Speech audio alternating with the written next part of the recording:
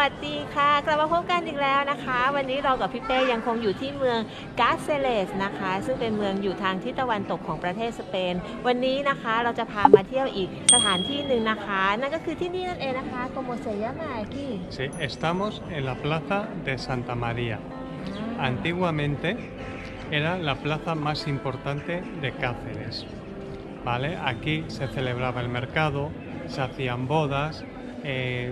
discursos políticos, todo se hacía en esta plaza. ¿Y tú sabías que por aquí se ha rodado también Juego de Tronos? ว้าวเราชอบซีรีส์เรื่องนี้มากเลย Game of Thrones Sí. ตรงไหน¿Dónde? Ahí se han rodado algunas escenas. ตรงนั้นนะคะบริเวณด้านหน้าตรงนั้นนะคะที่เขาใช้ถ่ายเรื่อง Game of Thrones นะคะโอ้ยดีใจจังเลยได้มาดูสถานที่จริงนะคะเดี๋ยวเราจะพาไปชมบรรยากาศรอบๆนะคะว่าจะสวยงามขนาดไหนนะคะไปกันเลยค่ะ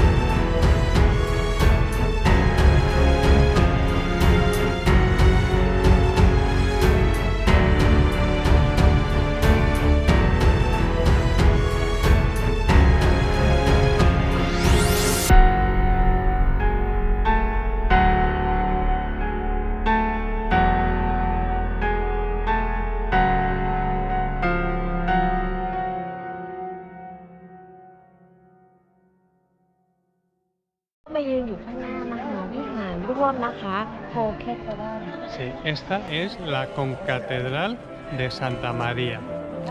Se construyó en el siglo XIII, pero fue destruida y en el siglo XVII se volvió a construir.